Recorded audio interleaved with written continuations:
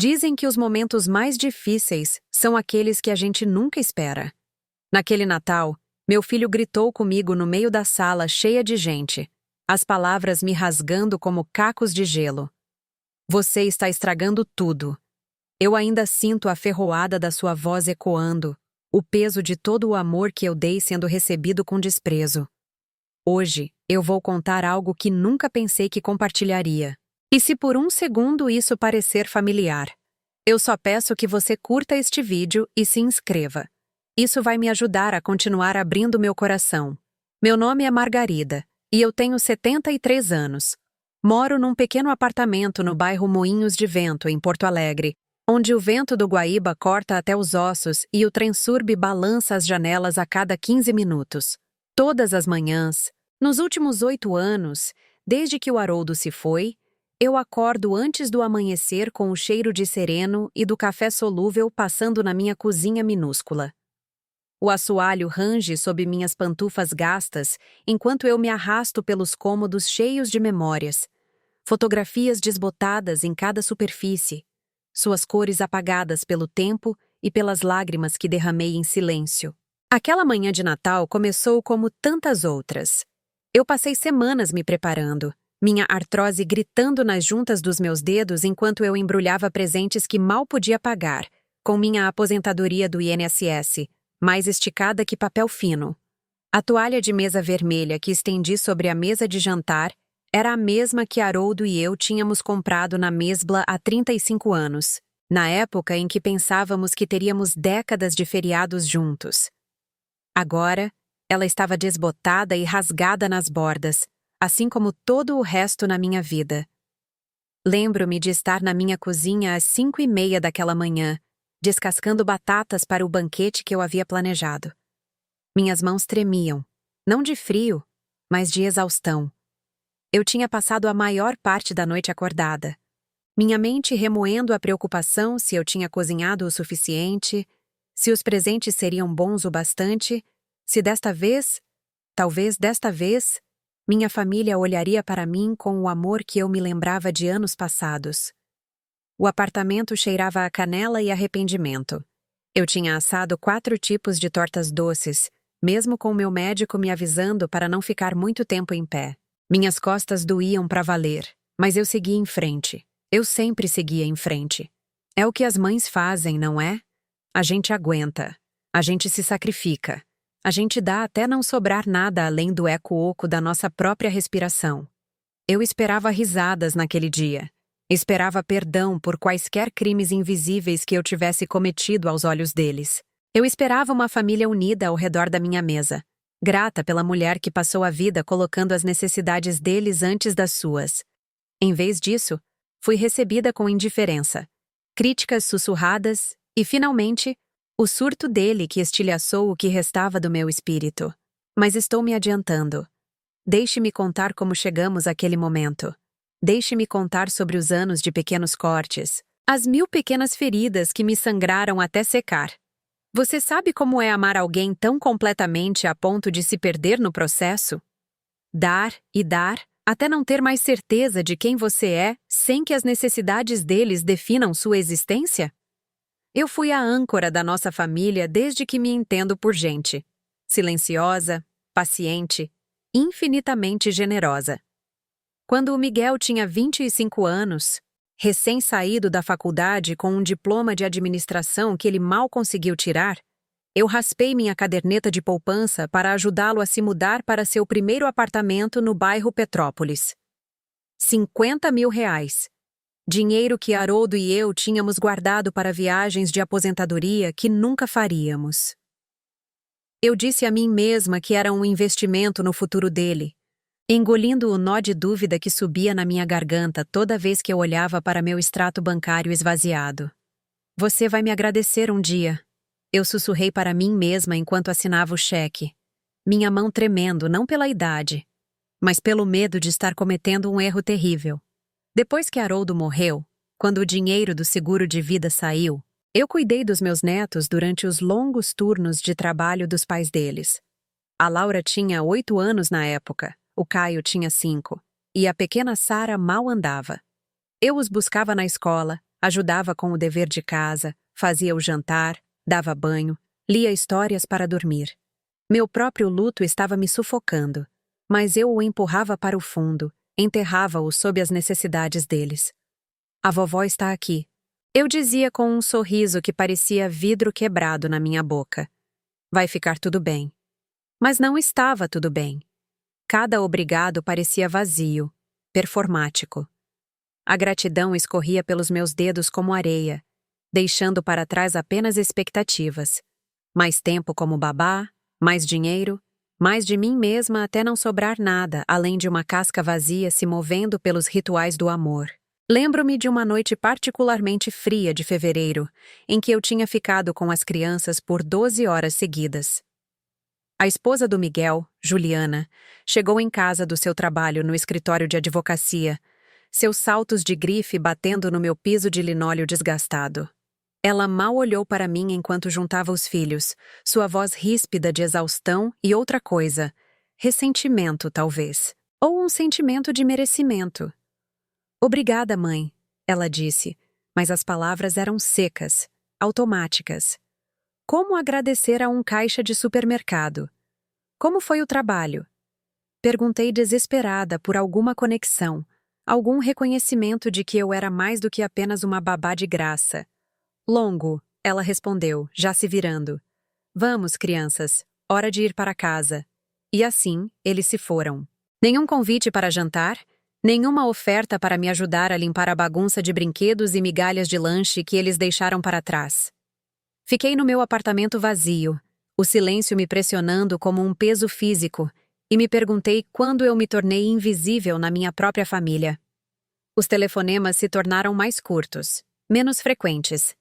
Quando eu ligava para saber como estavam, para ouvir suas vozes, eu podia sentir a impaciência em suas respostas. Estamos ocupados, mãe. Não posso falar agora.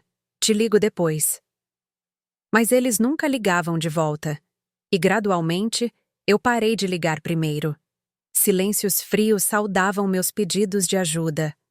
Quando minha máquina de lavar quebrou e eu perguntei ao Miguel se ele poderia me ajudar a descobrir como consertá-la, ele suspirou pesadamente ao telefone.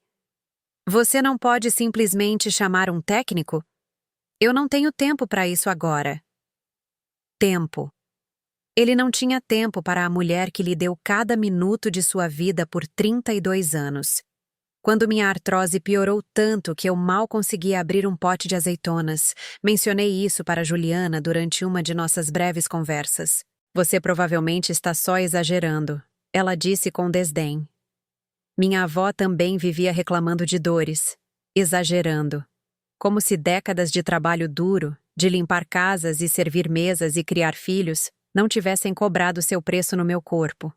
Como se a dor que me mantinha acordada à noite fosse apenas fruto da minha imaginação. Comecei a duvidar de mim mesma então.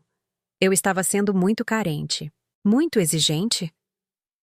O amor que eu derramei ao longo dos anos era realmente apenas manipulação disfarçada de sacrifício? Essas perguntas me roíam nas horas escuras antes do amanhecer, quando a dor nas minhas juntas era mais aguda e minha solidão parecia uma coisa viva me comendo por dentro.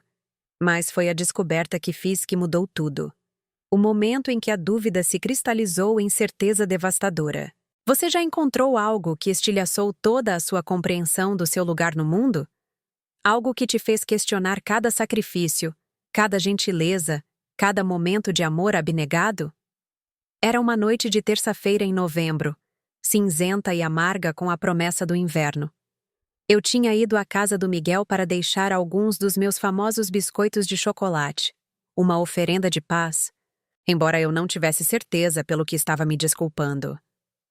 Ele não estava em casa, mas Juliana me deixou entrar com uma irritação mal disfarçada. É só deixar na bancada, ela disse, já se virando de volta para seu notebook. Tenho trabalho para terminar. Enquanto eu arrumava os biscoitos em um prato, tentando fazê-los parecer especiais, convidativos, amados, derrubei uma pilha de papéis na bancada. Documentos financeiros se espalharam pela superfície de granito. Extratos bancários, propostas de empréstimo, portfólios de investimento. Enquanto eu os juntava, pedindo 1000 desculpas, um documento me chamou a atenção. Era uma proposta de empréstimo de 50 mil reais. Minha assinatura estava no final, mas eu nunca tinha assinado tal documento. Minhas mãos começaram a tremer enquanto eu olhava mais de perto. Havia outros papéis, contas de investimento abertas em meu nome, cartões de crédito que eu nunca solicitei, até uma carteira de criptomoedas mostrando investimentos em Bitcoin no valor de milhares de reais. Meu filho estava usando minha identidade, meu crédito, meu nome para financiar um estilo de vida que eu nem conseguia imaginar. O portfólio mostrava participações em grandes ações de tecnologia: Apple, Google, Tesla. Havia menção a investimentos imobiliários, a um empreendimento que aparentemente havia fracassado espetacularmente. Centenas de milhares de reais entrando e saindo de contas que eu não sabia que existiam. Dinheiro que havia sido emprestado contra minha casa, contra meu futuro, sem meu conhecimento ou consentimento. Afundei na poltrona de couro cara deles, minhas pernas de repente incapazes de me sustentar. O cômodo girou ao meu redor. As fotos de família cuidadosamente arrumadas na lareira deles se tornando um borrão através das minhas lágrimas. Há quanto tempo isso estava acontecendo? Quanto da vida confortável deles? A cozinha reformada, os carros novos, a escola particular para as crianças? Havia sido construído sobre minha identidade roubada? Naquela noite, fui para casa e revirei meu apartamento em busca de qualquer outro sinal de engano.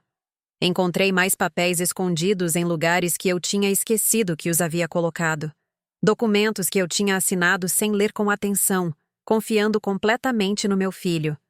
Procurações. Alterações de beneficiários de seguros. Até a escritura do meu apartamento havia sido modificada para incluir o nome de Miguel. Eu não era mais a dona da minha própria vida. Sentei-me no chão da minha cozinha, cercada por evidências da minha própria ingenuidade, o linóleo frio contra meus ossos, e chorei até não ter mais lágrimas. A mulher nas fotos de família espalhadas ao meu redor, a jovem mãe segurando seu filho bebê, a avó orgulhosa em festas de aniversário e formaturas, ela se fora. Em seu lugar estava essa casca oca de uma pessoa que esteve tão desesperada por amor que assinou sua própria existência. Naquela noite, mal dormi. Fiquei pensando em todas as vezes que Miguel me incentivou a assinar papéis só para facilitar as coisas. Todas as vezes que ele se ofereceu para ajudar a gerenciar minhas finanças. Porque está ficando complicado, mãe, e você não entende esses sistemas bancários modernos. Eu entendia perfeitamente agora.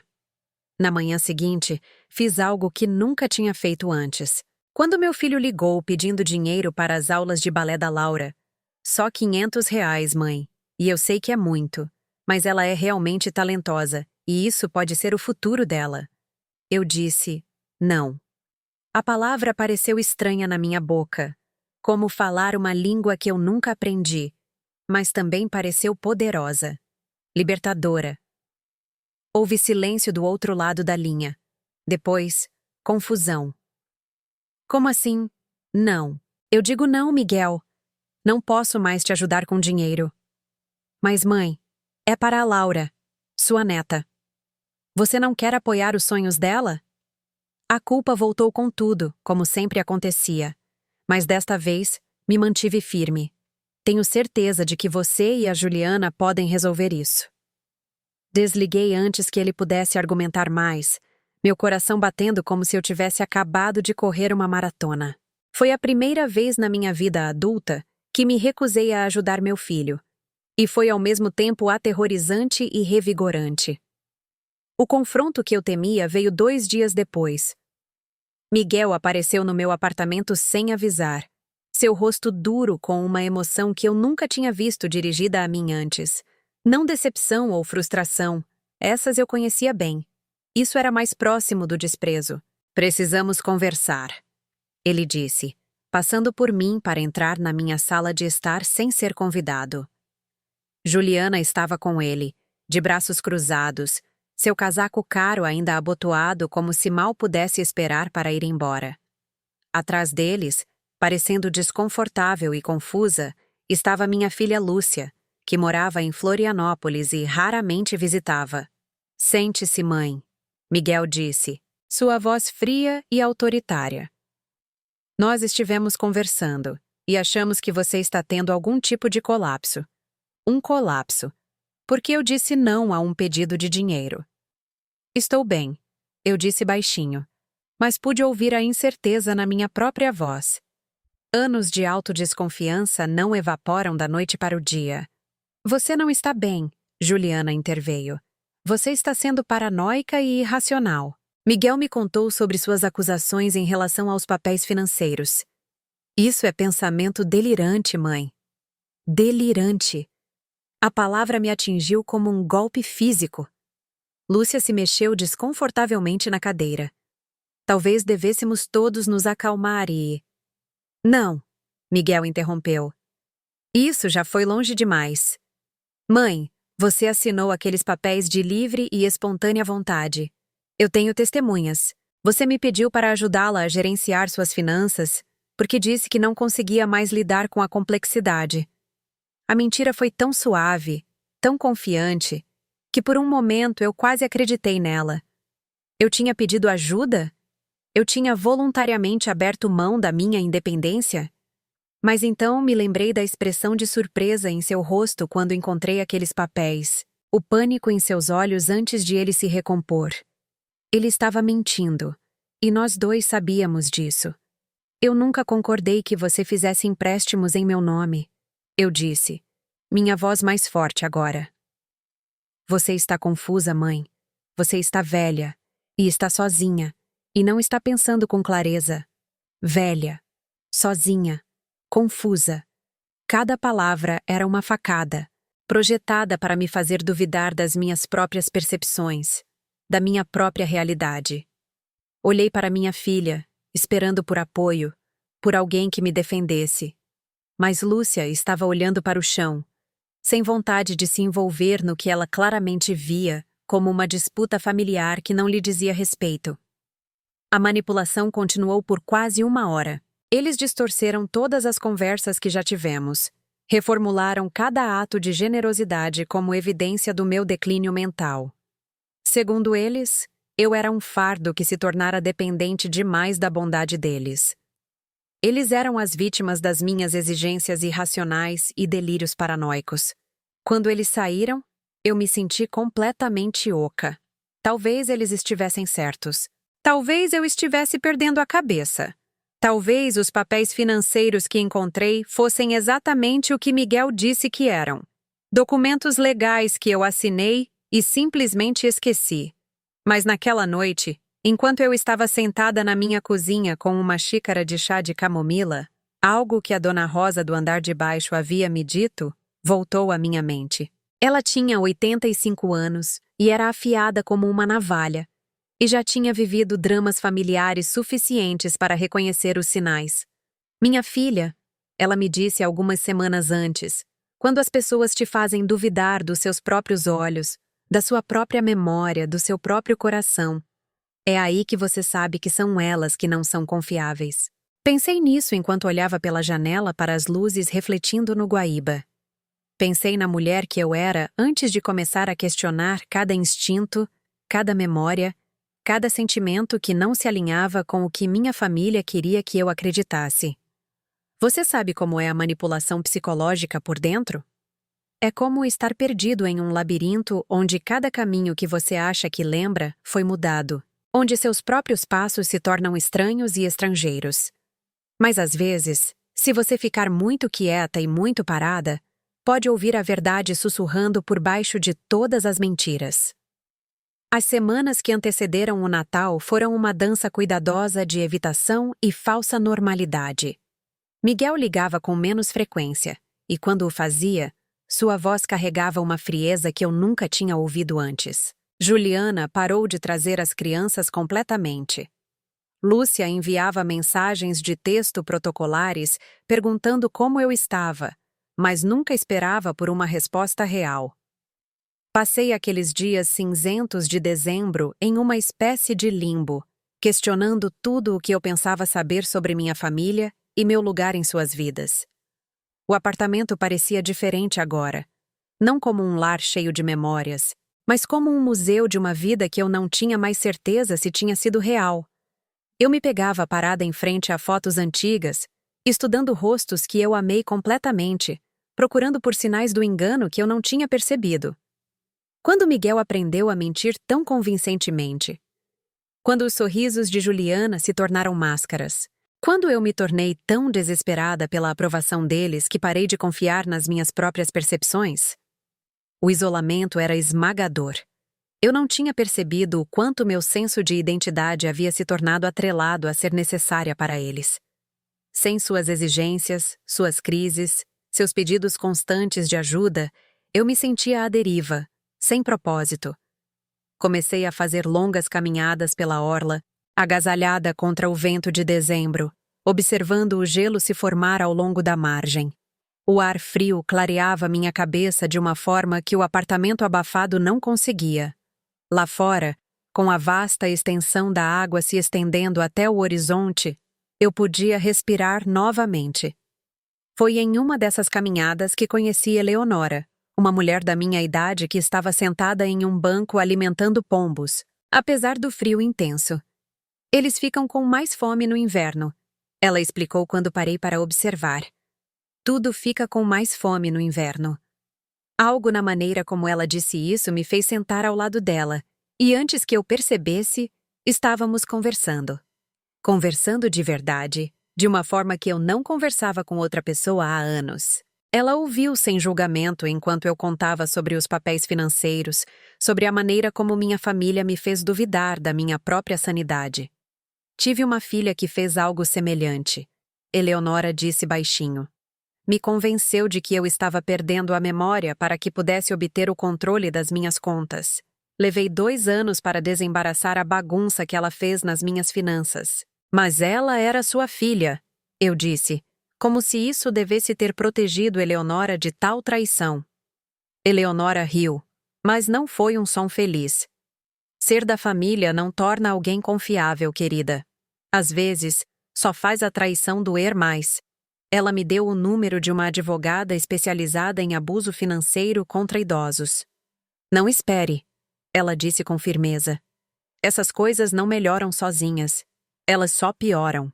Naquela noite, sentei-me com o cartão de visita da advogada em minhas mãos trêmulas, com medo de fazer a ligação que confirmaria o que eu já sabia, mas com mais medo do que aconteceria se eu não o fizesse. Liguei na manhã seguinte. A advogada Silvia Campos era mais jovem do que eu esperava, provavelmente por volta dos 40 anos, com olhos gentis e uma maneira direta que me lembrava da diretora da escola de quem eu já fui amiga. Ela veio ao meu apartamento naquele mesmo dia, espalhando os documentos financeiros que eu havia reunido sobre minha mesa de jantar, como peças de um quebra-cabeça. Dona Margarida, ela disse depois de revisar tudo. Sua voz gentil, mas firme. A senhora foi vítima de roubo de identidade e abuso financeiro contra idosos. Os empréstimos feitos em seu nome são extensos. Seu filho e sua nora têm usado seu crédito e informações pessoais para financiar o estilo de vida deles por pelo menos 3 anos. 3 anos. Desde pouco depois da morte de Haroldo, quando eu estava mais vulnerável, mais desesperada por conexão. O que eu faço? Perguntei. Minha voz mal um sussurro. Primeiro, vamos relatar isso às autoridades. Depois, iniciamos o processo de recuperação da sua identidade financeira. Não será fácil e não será rápido. Mas a senhora tem direitos, e vamos garantir que eles sejam protegidos. Enquanto ela explicava o processo legal que tínhamos pela frente, senti algo que não sentia há anos. Validação. Eu não estava louca. Não era paranoica. Não era uma velha confusa fazendo acusações irracionais. Eu era vítima de crimes cometidos por pessoas que eu amei incondicionalmente. Essa percepção deveria ter sido empoderadora. Em vez disso, pareceu outra morte. A morte da família que eu pensei que tinha, a morte do filho que eu acreditava ter criado para ser honesto e gentil. A véspera de Natal chegou cinzenta e fria, com a promessa de neve nas nuvens pesadas que pairavam sobre a cidade. Passei a manhã limpando meu apartamento, não para receber visitas, Eu não esperava nenhuma, mas porque a rotina me dava algo para fazer com as mãos enquanto minha mente fervilhava. A advogada havia entrado com as denúncias iniciais, e Miguel seria notificado após as festas. Eu ainda não tinha decidido se contaria a ele que sabia o que ele tinha feito antes que as autoridades o contatassem, ou se o deixaria descobrir da maneira mais difícil. Parte de mim ainda esperava por uma reconciliação. Ainda acreditava que talvez, se eu explicasse o quanto ele me machucou, se eu lhe mostrasse a evidência do que suas ações me custaram, tanto financeira quanto emocionalmente, ele poderia se desculpar, consertar as coisas, voltar a ser o filho que eu pensei que ele era. É isso que acontece com a esperança quando você envelhece. Ela se torna mais preciosa e mais perigosa. Você tem menos tempo para acreditar em segundas chances, o que faz com que você se apegue a elas mais desesperadamente, mesmo quando a lógica diz para deixar ir. A ligação veio às 2 da tarde. Mãe. A voz de Miguel soava tensa, incerta. Precisamos conversar. Sobre o quê? Perguntei, embora nós dois soubéssemos. Sobre o jantar de Natal amanhã. Sobre a família. Houve uma longa pausa. Eu podia ouvir vozes ao fundo. Juliana falando com alguém. Crianças rindo de algo na televisão. Eu quero que você saiba, ele continuou, que apesar das nossas recentes divergências, você ainda é bem-vinda amanhã. As crianças estão perguntando pela avó. Elas estavam realmente perguntando? Ou era mais uma manipulação, usando o suposto afeto dos meus netos como isca para me atrair de volta para a teia deles? Eu não sei, disse honestamente. Não tenho certeza se é uma boa ideia agora. Mãe, por favor. É Natal. A família deveria estar junta no Natal. Família. A palavra que definiu toda a minha vida adulta, pela qual eu sacrifiquei tudo, que foi usada como arma contra mim mais vezes do que eu podia contar. Ok, ouvi a mim mesma dizendo. Que horas? 2 horas. E mãe? Por favor, não toque nesse assunto financeiro amanhã, ok? Vamos apenas ter um bom Natal em família. Não mencione o fato de que você tem roubado de mim por anos. Não mencione que você destruiu minha confiança e minha segurança financeira. Não estrague o Natal com a verdade inconveniente da sua traição. Te vejo amanhã, eu disse, e desliguei antes que pudesse mudar de ideia. Naquela noite, fiquei acordada olhando para o teto, ouvindo o trem Surb passar pelo meu prédio a cada 15 minutos. No que eu estava me metendo? O que eles esperavam de mim? Perdão. Fingimento? Submissão completa à versão deles da realidade? Pensei nas palavras de Eleonora. Ser da família não torna alguém confiável. Às vezes, só faz a traição doer mais. Mas eles ainda eram minha única família. Sem eles, quem era eu? Qual era o sentido de todos aqueles anos de sacrifício se eu fosse embora agora? São esses os pensamentos que mantêm mulheres mais velhas como eu presas, não são? O medo de que nos defender signifique ficar sozinhas. O terror de que exigir respeito signifique perder o amor por completo. Levantei-me antes do amanhecer na manhã de Natal, como sempre fiz. Fiz meu café, olhei para o lago onde o gelo se formava em finas camadas ao longo da margem. O mundo parecia limpo e novo sob seu cobertor de neve fresca, cheio de possibilidades e promessas. Se eu soubesse que seria o último momento de paz que eu teria por um longo tempo. Vesti-me com cuidado naquela manhã. Meu bom vestido azul, os brincos de pérola que Haroldo me deu no nosso 20º aniversário, um toque de batom que me fazia sentir mais como eu mesma. Eu queria parecer digna, composta, merecedora de respeito. Levei pãezinhos caseiros e uma garrafa de vinho que eu realmente não podia pagar, mas senti que deveria contribuir. Velhos hábitos custam a morrer, mesmo quando você sabe que está entrando em uma casa onde seu valor é medido apenas pelo que você pode fornecer. O bairro Petrópolis tinha ficado mais chique desde que Miguel e Juliana se mudaram para lá. O prédio deles tinha um porteiro que acenou educadamente enquanto me deixava entrar. Pisos de mármore no saguão, Uma árvore de Natal decorada com enfeites de ouro e prata que provavelmente custavam mais do que meu orçamento mensal de supermercado. O apartamento deles era quente e cheio dos sons da família. Risadas de crianças, músicas natalinas tocando suavemente, o cheiro de peru e farofa. Por um momento, parada na porta deles, senti uma onda da antiga saudade.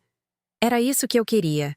Era por isso que eu tinha trabalhado, me sacrificado e me dobrado em formas impossíveis para preservar. Vovó! Laura correu para me abraçar e, por aquele instante, todo o resto desapareceu.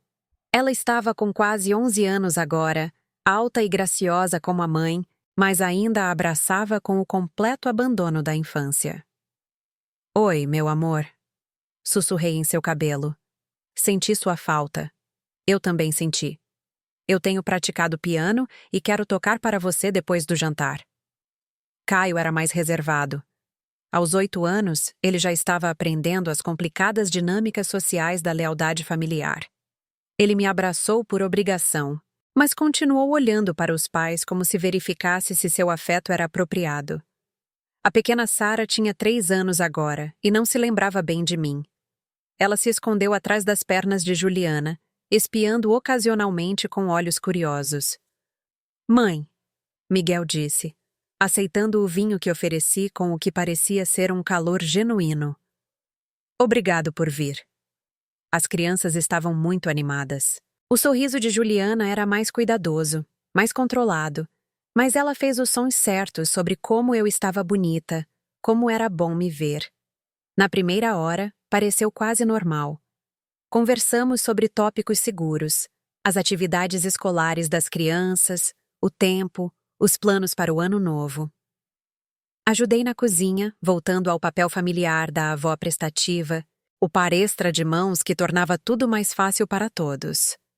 Mas eu podia sentir a tensão sob o verniz agradável. A maneira cuidadosa como as conversas paravam quando eu entrava em um cômodo. Os olhares significativos trocados entre Miguel e Juliana quando pensavam que eu não estava olhando. Eles estavam esperando por algo, planejando algo. A explosão veio, como as explosões vêm, sem aviso. Estávamos reunidos na sala de estar após o jantar, as crianças brincando com seus brinquedos novos, os adultos com copos de vinho e licor. Eu estava sentada no chão com a Sara, ajudando-a a vestir uma boneca nova, quando a Laura se aproximou com um presente embrulhado. Este é para você, vovó, ela disse timidamente.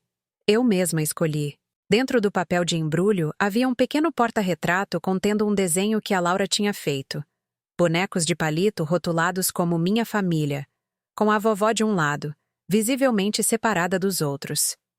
É lindo, querida, eu disse com sinceridade.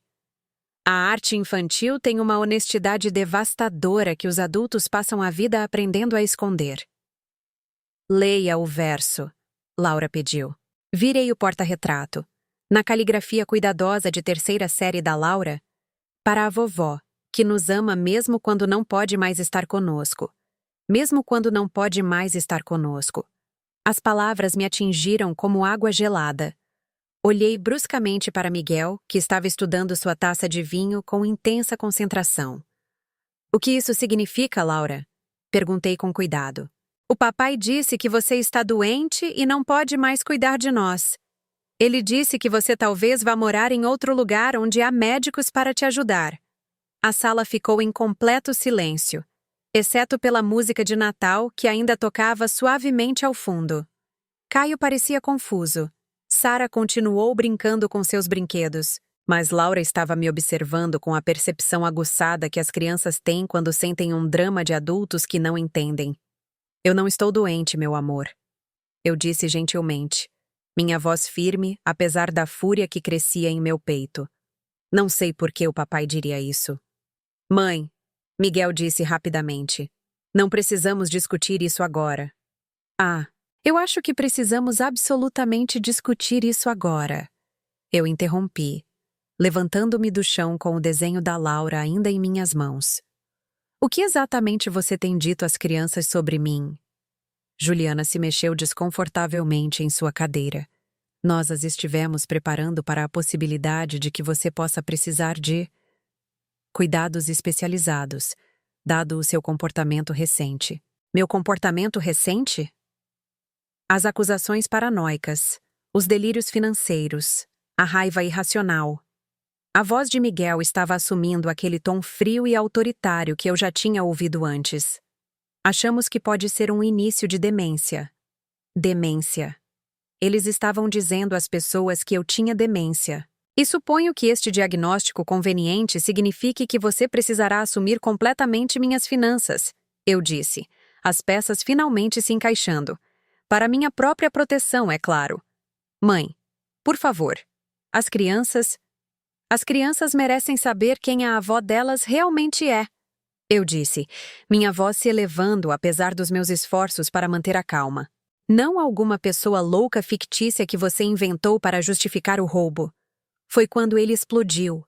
Você está estragando tudo. Miguel gritou, o rosto vermelho de uma raiva que eu nunca tinha visto antes. Nós te convidamos para nossa casa, tentamos te incluir em nossa família. E você joga essas acusações insanas por aí. Você está doente, mãe. Você precisa de ajuda. As crianças congelaram. Sara começou a chorar. Laura se afastou de nós dois, os olhos arregalados de medo e confusão. Pare com isso, eu disse baixinho. Você está assustando-as. Eu estou assustando-as? Você é quem está fazendo alegações malucas sobre fraude financeira.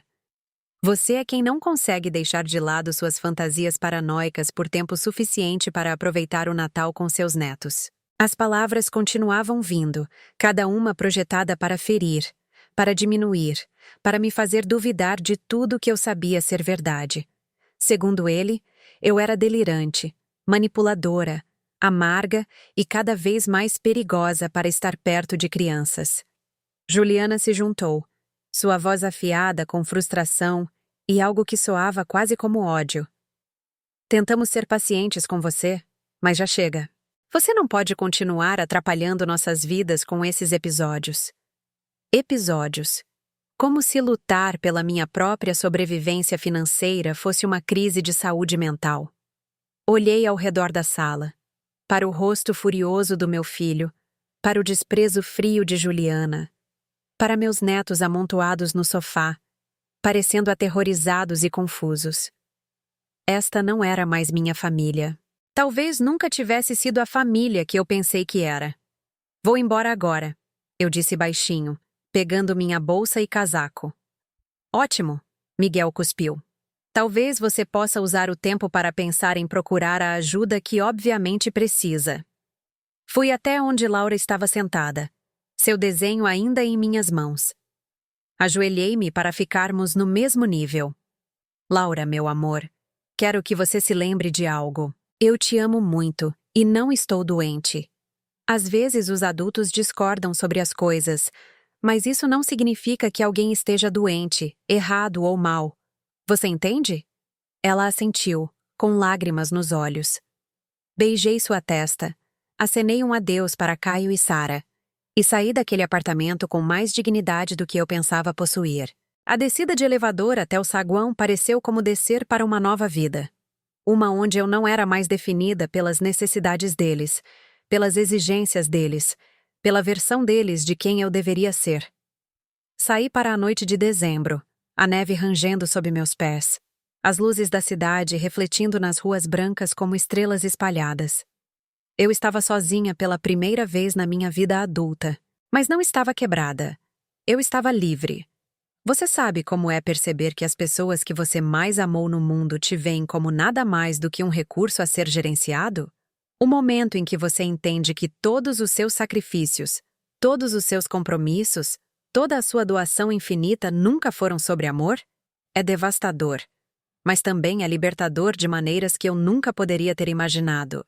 Caminhei as 6 quadras de volta ao meu prédio, minhas bochechas queimando de frio e de lágrimas que não tentei esconder. Dona Rosa estava no saguão pegando sua correspondência, e ela deu uma olhada no meu rosto e soube. Um café? Ela perguntou simplesmente. Por favor. Sentamos na cozinha dela, que era idêntica à minha, mas de alguma forma mais quente, cheia do cheiro de canela e baunilha e décadas de refeições compartilhadas com pessoas que realmente a valorizavam. Ela não perguntou o que aconteceu. Apenas ouviu enquanto eu contava tudo. O jantar, as acusações, a explosão de Miguel, a terrível percepção de que eles estavam planejando me declarar incompetente. Ele vem armando isso há meses, eu disse. O entendimento ficando claro pela primeira vez. Os papéis que assinei, a confusão financeira, dizer às pessoas que eu estava com problemas de memória. Tudo estava levando a isso. Dona Rosa assentiu sombriamente. Minha vizinha em Salvador passou pela mesma coisa com seu filho mais novo. Eles a colocaram em um asilo e tomaram o controle de seus bens em 6 meses. Mas eu impedi a tempo. Você impediu bem a tempo, minha filha. Mas eles não vão desistir fácil. Pessoas assim, elas não desistem quando o dinheiro ainda está na mesa. Naquela noite, não consegui dormir. Fiquei pensando no desenho da Laura, na sua aceitação inocente de que a vovó não poderia mais estar com eles porque estava doente. Como se desfaz esse tipo de veneno? Como se recupera um relacionamento com netos que foram ensinados a te ver como perigosa, instável, não confiável? Mas por baixo da dor havia outra coisa. Algo que eu quase tinha esquecido que existia. Raiva. Raiva limpa, justa e energizante pela injustiça do que eles fizeram. Não apenas o roubo financeiro, embora isso fosse criminoso o suficiente, mas a destruição sistemática da minha reputação, dos meus relacionamentos com meus netos, do meu próprio senso de realidade. Eles tentaram me apagar da minha própria vida, e eu quase deixei que fizessem isso. Na manhã seguinte, fiz algo que nunca tinha feito antes. Liguei para a advogada Silvia Campos em seu número pessoal. Ela me deu em caso de emergências. Quero seguir em frente com tudo, eu disse a ela. As acusações de fraude financeira, o boletim de ocorrência de roubo de identidade, tudo. E quero documentar as tentativas deles de me declarar incompetente. Tem certeza? Uma vez que iniciarmos este processo, não há como voltar aos jantares de família e fingir que está tudo bem. Nunca haveria como voltar, eu disse. Eles garantiram isso ontem. As engrenagens legais começaram a girar lenta, mas inevitavelmente. Em uma semana, Miguel recebeu a notificação de que estava sendo investigado por abuso financeiro contra idoso. Juliana recebeu cartas sobre os cartões de crédito e empréstimos que eles fizeram em meu nome. A conta de criptomoedas foi congelada para investigação. Silvia Campos era completa e implacável.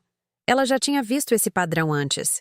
Filhos adultos que viam seus pais idosos como caixas eletrônicos, que justificavam seu roubo com preocupações sobre a capacidade mental em declínio de seus pais. A lei, ela me garantiu, finalmente começou a alcançar essa forma particular de traição familiar.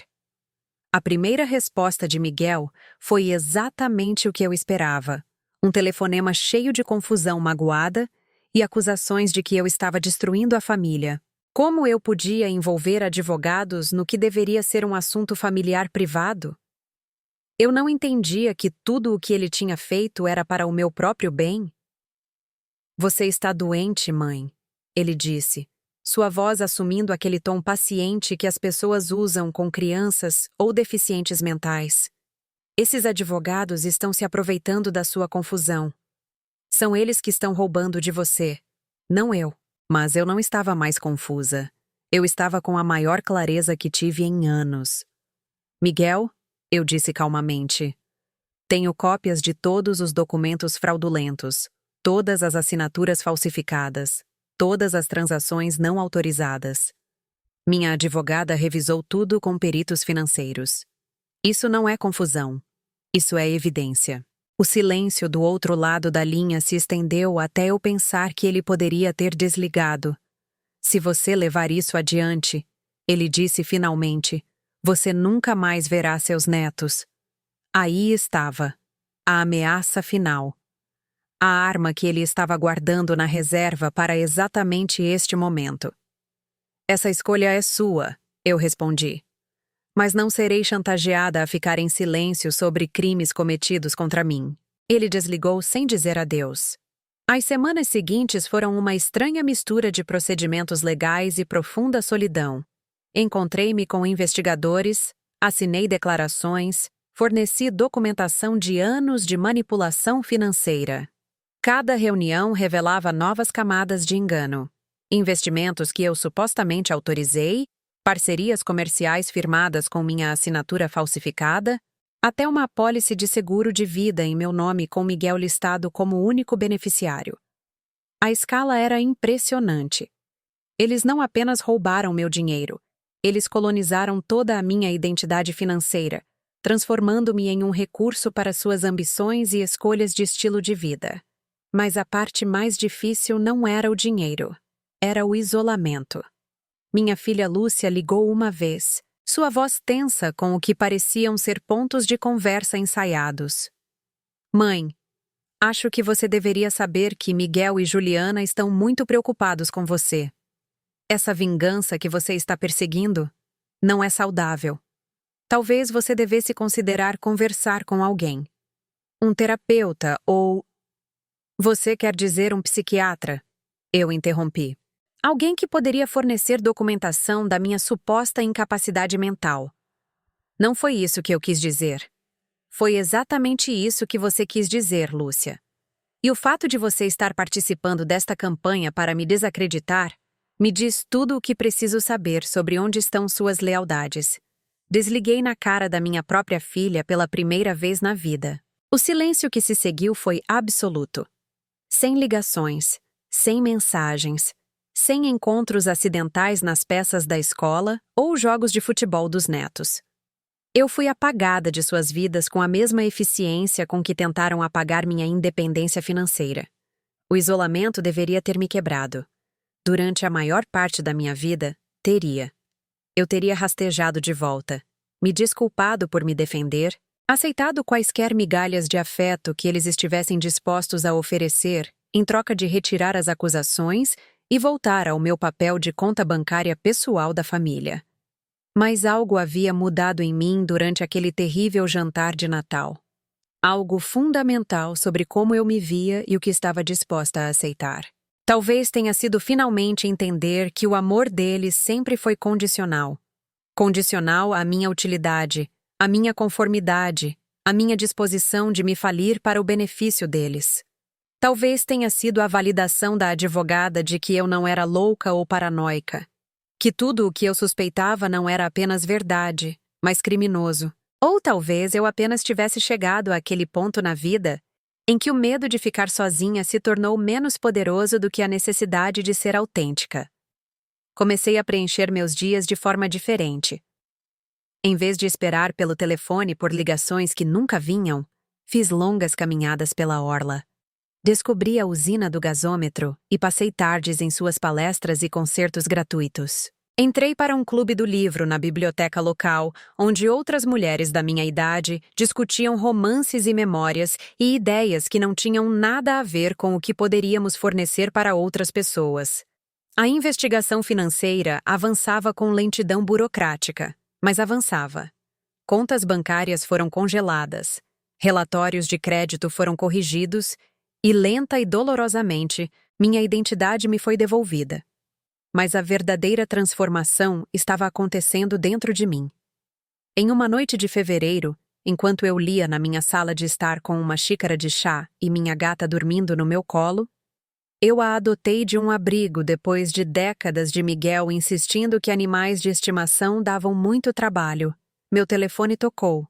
Era a Laura, vovó. Sua voz era pequena e incerta. Eu recebi sua carta. Eu tinha enviado cartões de aniversário para todos os 3 netos, sem saber se eles os receberiam. Aparentemente, pelo menos um tinha chegado. Oi, meu amor. Como você está? Estou bem. O papai disse que você estava doente, mas sua carta não parecia de alguém doente. Parecia você. As crianças têm uma habilidade incrível de cortar as decepções dos adultos e ver a verdade com clareza. Não estou doente, Laura. Na verdade, estou me sentindo melhor do que em muito tempo. Você ainda é minha vovó? A pergunta partiu meu coração. Eu sempre serei sua avó, querida. Não importa o que qualquer um diga ou faça, isso nunca vai mudar. Conversamos por 10 minutos antes de eu ouvir a voz de Juliana ao fundo, afiada com alarme. A ligação terminou abruptamente, mas não antes de Laura sussurrar: "Eu te amo, vovó." Naquela noite, chorei mais do que desde que Haroldo morreu. Não de tristeza, mas do alívio avassalador de saber que pelo menos um relacionamento na minha família poderia ser salvo. Que meus netos talvez não fossem permanentemente envenenados contra mim. Isso me deu esperança, mas também fortaleceu minha determinação. Eu estava lutando não apenas pela minha segurança financeira, mas pelo direito de ser avó deles sem ter que comprar esse privilégio com minha dignidade e independência.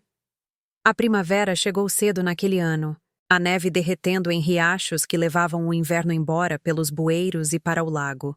Senti como se estivesse vivenciando minha primeira primavera de verdade em décadas. Não apenas sobrevivendo até o tempo melhorar, mas realmente celebrando o retorno da luz, do calor e da possibilidade. O caso legal estava ganhando força. Os sócios de Miguel estavam sendo interrogados sobre investimentos feitos com minha autorização forjada.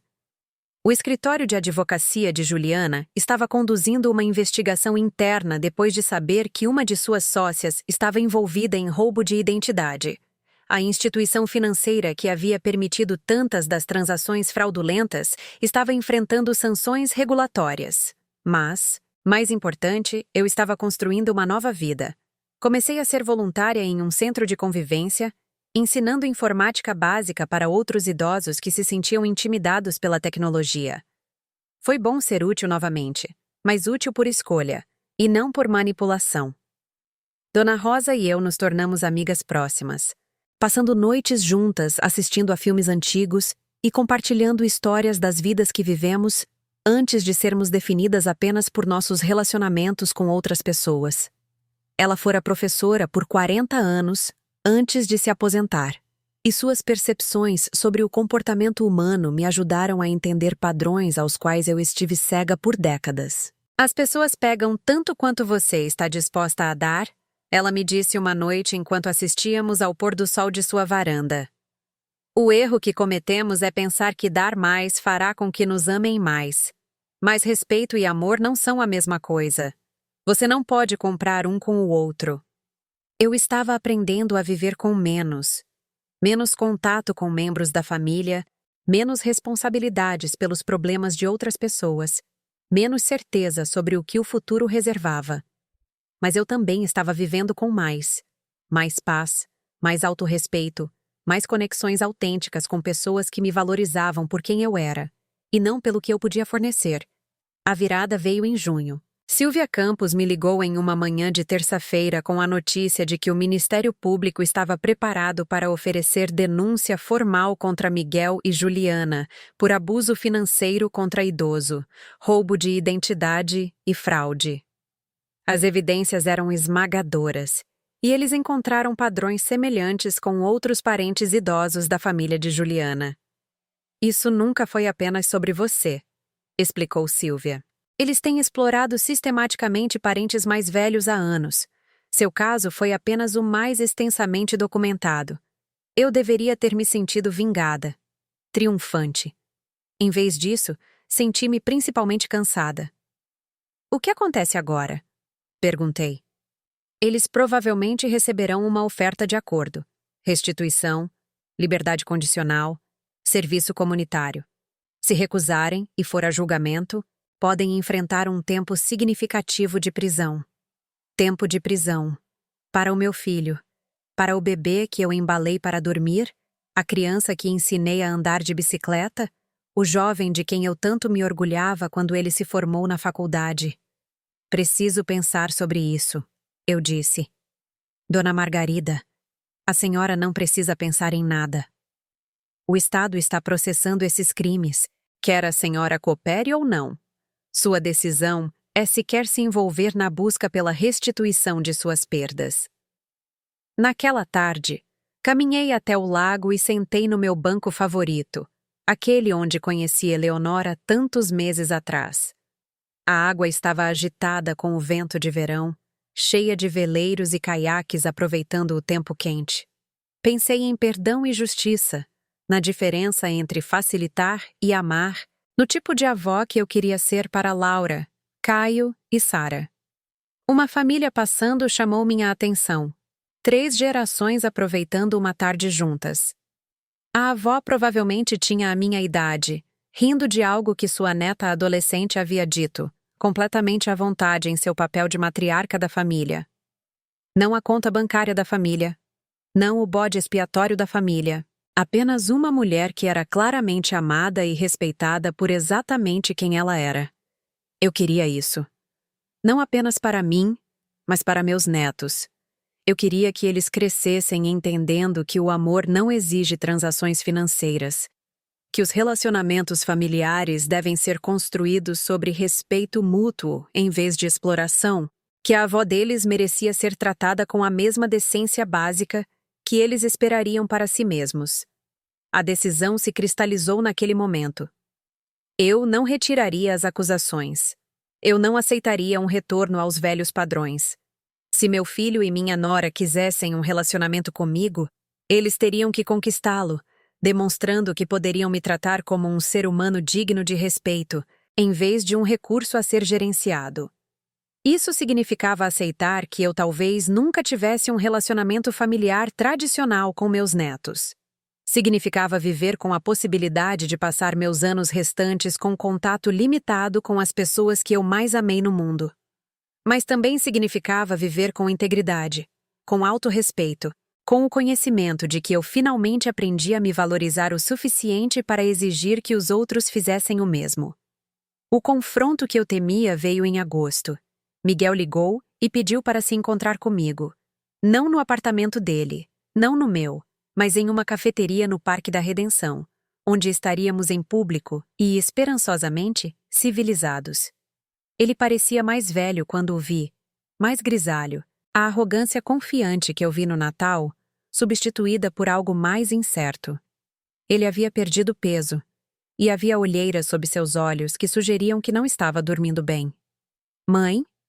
ele disse, levantando-se quando me aproximei de sua mesa. "Obrigado por concordar em me ver." Sentei-me à sua frente, notando o café e o doce caros que ele já havia pedido.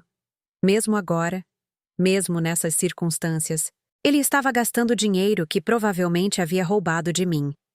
"Os advogados dizem que você está disposta a considerar um acordo." Ele começou sem rodeios. "Os advogados dizem muitas coisas." "O que você diz, Miguel?" Ele pareceu desconfortável com a pergunta, como se esperasse que isso fosse uma negociação de negócios, em vez de uma conversa entre mãe e filho. "Eu digo que tudo isso saiu do controle. Eu nunca quis que as coisas ficassem tão complicadas. Complicadas. Como se fraude financeira sistemática fosse apenas um pequeno mal-entendido." "O que você quis dizer, então? Quando falsificou minha assinatura em documentos de empréstimo? Quando abriu contas de crédito em meu nome? Quando disse às pessoas que eu tinha demência?" Ele se encolheu a cada pergunta, mas não respondeu diretamente. "Eu estava tentando te ajudar", ele disse finalmente. "Você não estava gerenciando bem suas finanças depois que o pai morreu.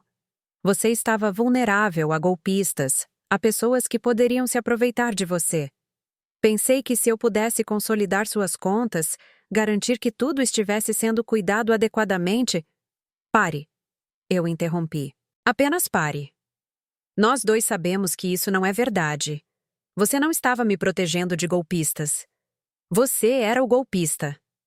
A máscara caiu por um breve momento e vi a raiva brilhar em seu rosto antes que ele se recompor novamente. "Tudo bem", ele disse. "Você quer a verdade? A verdade é que você está velha e vai morrer em breve.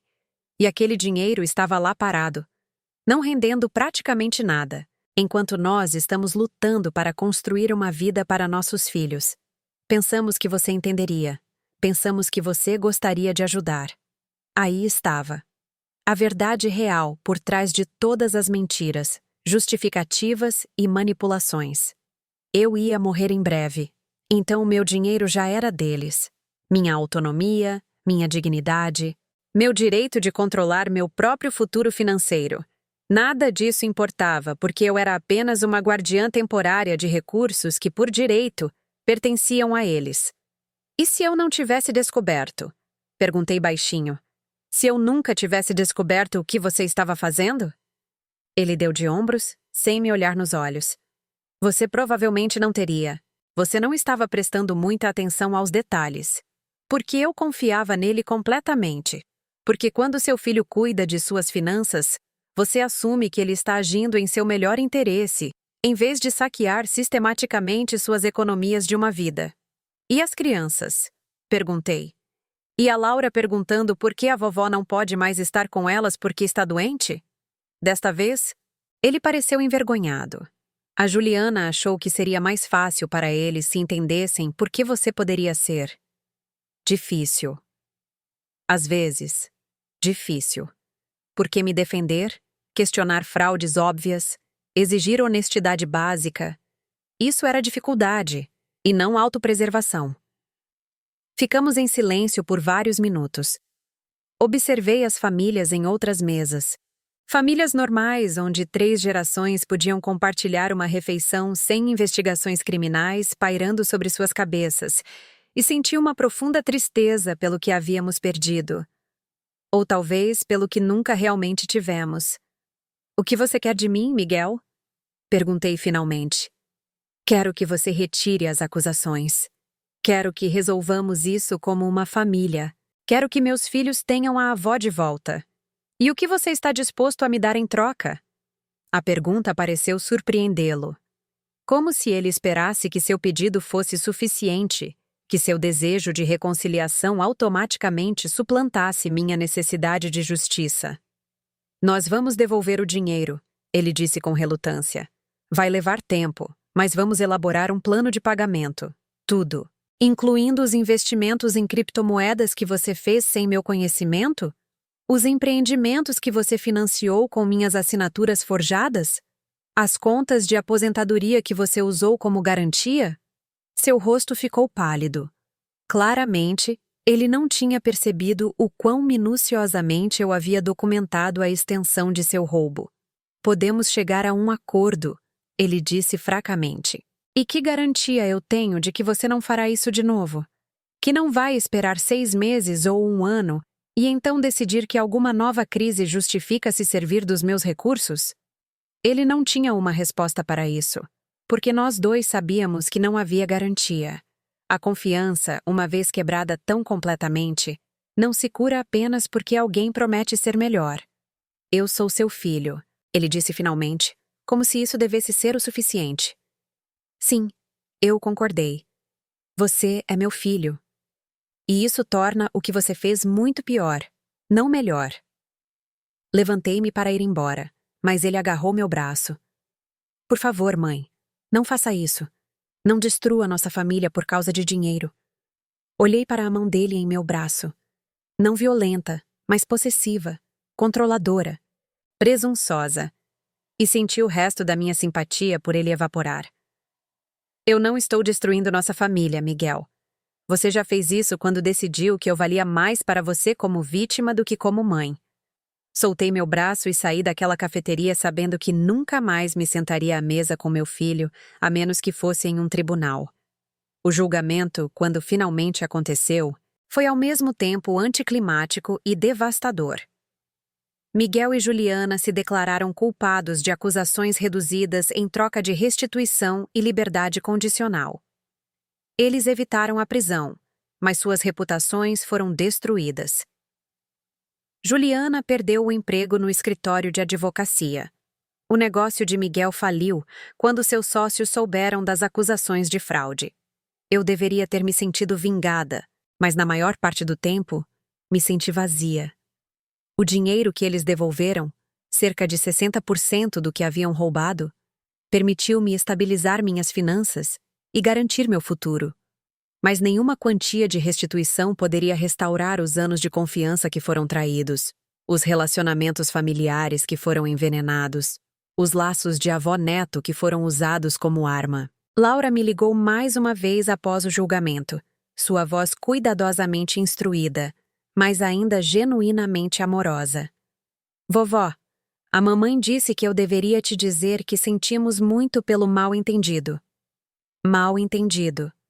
Mesmo em seus pedidos de desculpa, eles não conseguiam reconhecer a realidade do que haviam feito. Não houve mal-entendido, meu amor, eu disse a ela gentilmente. Às vezes, os adultos fazem escolhas ruins e há consequências. Isso não é sua culpa, e não muda o quanto eu te amo. Quando posso te ver de novo? Era a pergunta que eu temia, porque não tinha uma boa resposta. Não sei, Laura. Isso depende dos seus pais. Mas quero que saiba que penso em você todos os dias. E espero que um dia, quando você for mais velha, entenda por que tive que fazer algumas escolhas difíceis. Depois de desligar, sentei-me no meu apartamento silencioso e lamentei pelos relacionamentos que poderiam ter sido, pela avó que eu queria ter sido, pelo legado familiar que eu esperava deixar. Mas também senti algo que não experimentava há décadas. Paz. Pela primeira vez desde a morte de Haroldo, eu não estava esperando que outra pessoa definisse meu valor. Não estava medindo meu valor pelo quanto eu podia dar ou pelo quanto era necessária. Não estava pisando em ovos, tentando antecipar o que os outros queriam de mim e entregar antes que pudessem ficar desapontados. Eu era simplesmente Margarida, uma mulher de 73 anos morando sozinha em Porto Alegre, responsável apenas por sua própria felicidade e bem-estar. Foi aterrorizante e libertador na mesma medida. Naquele inverno, em vez de passar o Natal sozinha no meu apartamento pensando no jantar de família para o qual não fui convidada, fiz algo inédito. Reservei um cruzeiro de férias pelo Nordeste. A suíte que escolhi tinha uma varanda com vista para o mar, com serviço de quarto e limpeza diária e absolutamente nenhuma responsabilidade, exceto decidir se eu queria assistir ao entretenimento noturno ou ler tranquilamente na minha cabine. Na manhã de Natal, acordei com o sol entrando pela janela da minha cabine e o som das ondas contra o casco do navio. Pedi o café da manhã no quarto. Frutas frescas, rabanada e café que outra pessoa havia feito, e comi enquanto observava os golfinhos brincando na esteira do navio. Foi o Natal mais tranquilo que tive em 20 anos. Naquela tarde, assisti a um concerto de Natal apresentado pelos músicos do navio. A mulher sentada ao meu lado tinha a minha idade, viajando sozinha como eu, e durante o intervalo, começamos a conversar. Primeiro cruzeiro solo? Ela perguntou. Primeiro qualquer coisa solo, admiti. Passei toda a minha vida adulta cuidando de outras pessoas. Estas são as minhas primeiras férias só para mim. Ela sorriu com conhecimento de causa. Comecei a viajar sozinha depois do meu divórcio. Melhor decisão que já tomei. Quando você não é responsável pelo bom tempo de mais ninguém, descobre o que realmente te faz feliz. O que realmente me faz feliz? Percebi que não pensava nessa pergunta há décadas. Nos dias seguintes, enquanto explorava novos portos, experimentava novas comidas e conhecia novas pessoas, comecei a compilar uma lista de coisas que me traziam alegria genuína, em vez da satisfação do dever cumprido. Eu gostava do café da manhã na minha varanda enquanto assistia ao nascer do sol. Gostava de conversas com estranhos que não sabiam nada do meu drama familiar e me viam simplesmente como uma mulher interessante com suas próprias histórias para contar. Gostava de ter dinheiro suficiente na minha conta bancária para pedir o que quisesse do menu do serviço de quarto sem calcular se podia pagar. Gostava de não verificar meu telefone constantemente em busca de mensagens que nunca chegavam. Gostava de tomar decisões com base nas minhas próprias preferências, em vez de tentar antecipar o que os outros esperavam de mim. Gostava da sensação de possibilidade que vinha com acordar em um lugar novo a cada dia. Acima de tudo, gostava da versão de mim mesma em que estava me tornando, independente, confiante, sem pedir desculpas por ocupar espaço no mundo. Quando voltei para Porto Alegre em janeiro, eu era diferente. Não apenas renovada das férias, mas fundamentalmente mudada na forma como me via e meu lugar no mundo. Comecei a fazer outras mudanças. Redecorei meu apartamento, substituindo os móveis desbotados e os tapetes gastos por coisas que eu realmente gostava. em vez de coisas que eu achava que os outros considerariam aceitáveis. Entrei para um grupo de viagens para idosos e comecei a planejar mais passeios. Fiz uma aula de pintura em aquarela e descobri que tinha habilidades artísticas que nunca havia explorado. Mas a maior mudança foi interna. Parei de esperar que minha família me contatasse. Parei de verificar meu telefone com esperança a cada poucas horas. Parei de medir meu valor pela aprovação ou desaprovação deles. Em vez disso, construí uma nova vida centrada em meus próprios interesses e valores. Dona Rosa e eu nos tornamos companheiras de viagem, fazendo passeios de fim de semana para Gramado e Florianópolis, e outras cidades que sempre quisemos visitar. Eleonora, a mulher que conheci na orla, me apresentou ao seu clube do livro, e me vi parte de uma comunidade de mulheres que também aprenderam a se valorizar o suficiente para exigir respeito dos outros. Comecei a escrever, primeiro em um diário, depois em contos que compartilhava com meu grupo de escrita no centro comunitário. Muitas das minhas histórias eram sobre mulheres mais velhas que passaram a vida dando tudo de si para suas famílias, apenas para descobrir que seu amor havia sido subestimado, seus sacrifícios não apreciados, suas identidades apagadas. Escrever essas histórias me ajudou a processar minha própria experiência, mas também me conectou com outras mulheres que viveram lutas semelhantes. Mulheres que aprenderam tarde demais que o amor nunca deve exigir o sacrifício completo do amor próprio. A primavera chegou novamente, e com ela, uma carta inesperada. Era da Laura, agora com 12 anos e no ensino fundamental.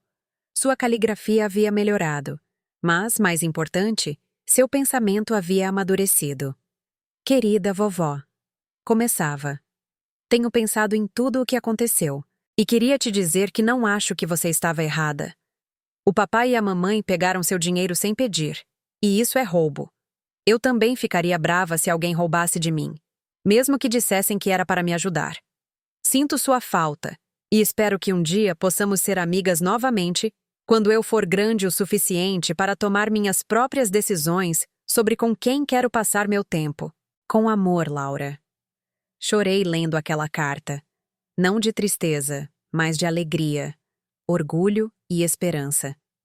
Minha neta estava se tornando uma pessoa íntegra, alguém que conseguia reconhecer o certo do errado mesmo quando era inconveniente, mesmo quando significava reconhecer que os adultos em sua vida haviam cometido erros graves.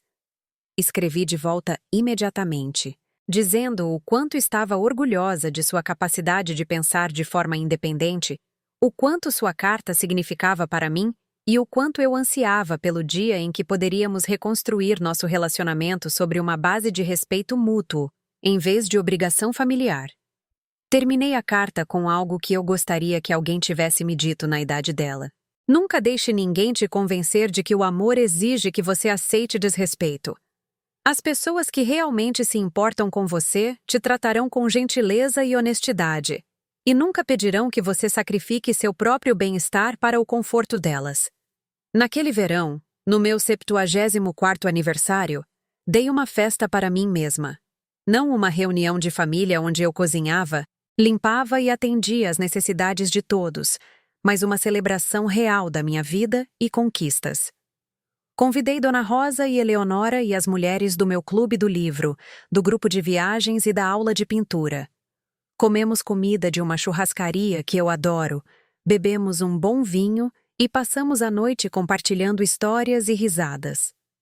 Em um certo momento, Dona Rosa se levantou para fazer um brinde. A Margarida, ela disse erguendo a taça, que ensinou a todas nós que nunca é tarde para escolher a si mesma. Que nos mostrou que exigir respeito não te torna egoísta, te torna forte. Enquanto eu olhava ao redor da mesa para essas mulheres que se tornaram minha família escolhida, senti um contentamento que nunca havia experimentado antes. Não a satisfação ansiosa de ser necessária, mas a felicidade genuína de ser valorizada por quem eu era, em vez do que eu podia fornecer. Mais tarde naquela noite, sentada na minha varanda observando as luzes se refletirem no Guaíba, pensei no Natal em que meu filho gritou comigo que eu estava estragando tudo. Ele estava certo de certa forma. Eu tinha estragado tudo. Toda dinâmica manipuladora, todo relacionamento explorador, todo padrão que exigia que eu me diminuísse para que os outros pudessem se sentir maiores. Mas o que eu construí no lugar desses padrões tóxicos era muito melhor. Uma vida baseada na autenticidade, em vez da performance. Relacionamentos construídos sobre respeito mútuo, em vez de transações financeiras. Dias repletos de atividades que me traziam alegria, em vez de obrigações que drenavam meu espírito. Pensei na suíte que reservei naquele primeiro Natal após o confronto. A vista para o mar que me lembrou que havia vastos horizontes além do mundo pequeno e sufocante em que eu vivia. Aquele quarto tinha sido mais do que apenas uma acomodação de hotel. Tinha sido um símbolo do meu compromisso em me valorizar o suficiente para investir na minha própria felicidade. Agora, 2 anos depois, eu estava vivendo esse compromisso todos os dias. Enquanto escrevo isso, já se passaram 3 anos desde aquele terrível jantar de Natal. 3 anos desde que descobri a extensão da traição da minha família. 3 anos desde que aprendi a dizer não e a manter minha palavra. Miguel e Juliana se divorciaram no ano passado. Aparentemente, o estresse financeiro e as investigações criminais não são ótimos para um casamento construído sobre exploração mútua. Ele voltou a morar com os pais em Florianópolis, e ela se mudou para a Califórnia com as crianças. Laura me escreve ocasionalmente, suas cartas mostrando crescente maturidade e independência. Caio me mandou um desenho que fez na aula de arte no mês passado. Sara provavelmente não se lembra de mim, mas talvez seja melhor assim. Talvez ela cresça em uma família que aprendeu a resolver seus problemas honestamente, em vez de usar os membros mais vulneráveis como bode expiatório.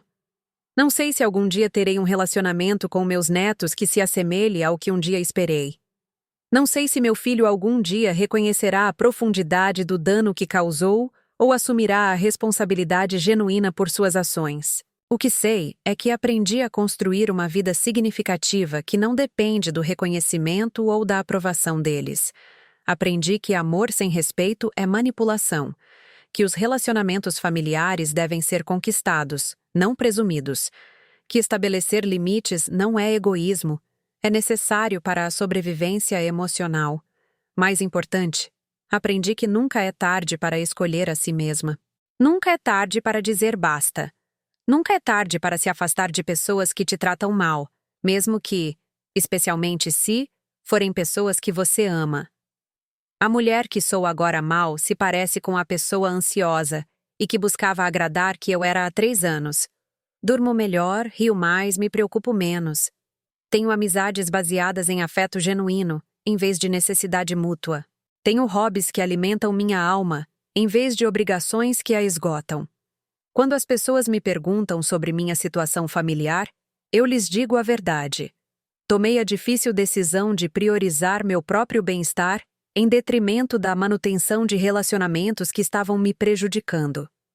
Algumas pessoas entendem imediatamente.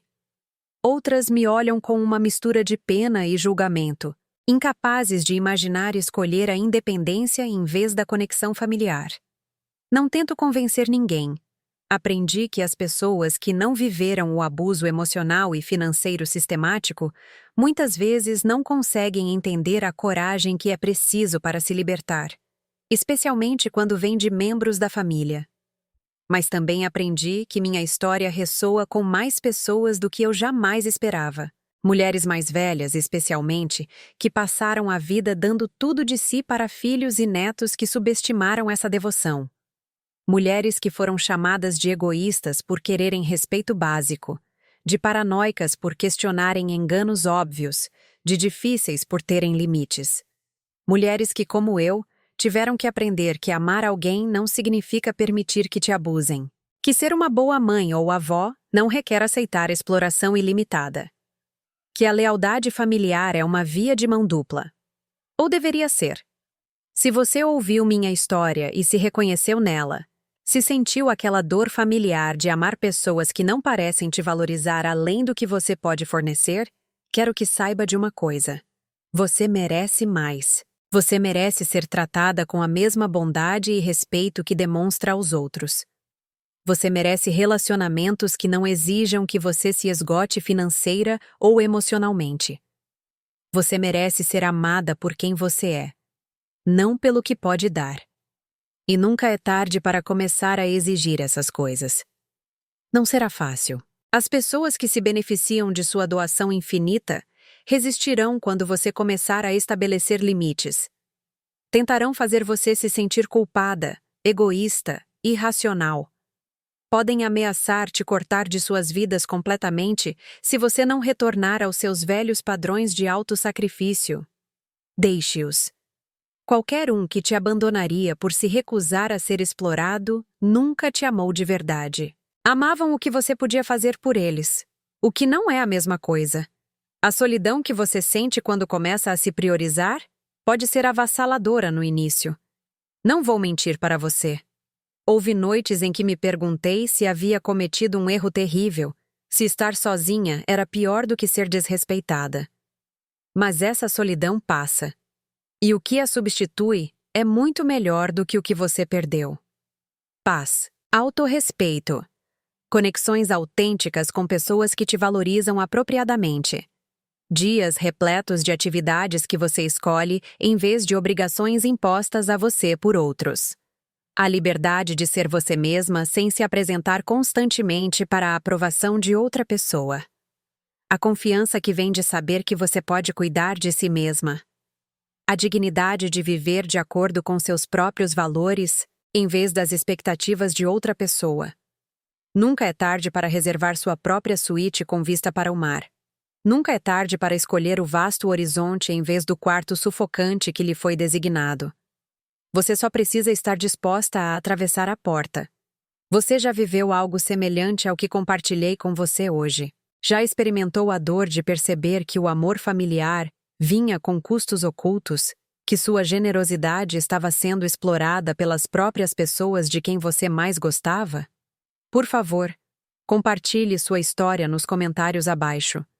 Deixe que outros saibam que não estão sozinhos nesta luta, que é possível recuperar sua vida e sua dignidade, não importa a sua idade ou há quanto tempo você está presa a esses padrões. Se minha história tocou algo em seu coração, se lhe deu esperança, validação ou a coragem de considerar fazer mudanças em sua própria vida, por favor, curta este vídeo e se inscreva no meu canal. Isso me ajuda a alcançar outras pessoas que precisam ouvir essas palavras. Outras mulheres e homens que estão lutando para encontrar uma saída de relacionamentos que os diminuem em vez de celebrá-los. Sua história importa. Sua dor é válida. Seu futuro pode ser diferente. Você só precisa ser corajosa o suficiente para escolher a si mesma. Obrigada por ouvir. Obrigada por me permitir compartilhar o período mais difícil e transformador da minha vida. Obrigada por fazer parte de uma comunidade que entende que o amor nunca deve exigir o sacrifício do autorrespeito. Até nosso próximo encontro, lembre-se, você é digna de um amor que não lhe custe tudo.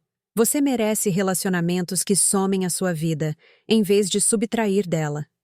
Você tem o direito de ser feliz, pacífica e autônoma. Não importa o que qualquer outra pessoa pense sobre essas escolhas. A vista para o mar está esperando por você. Você só precisa ter a coragem de reservar o quarto.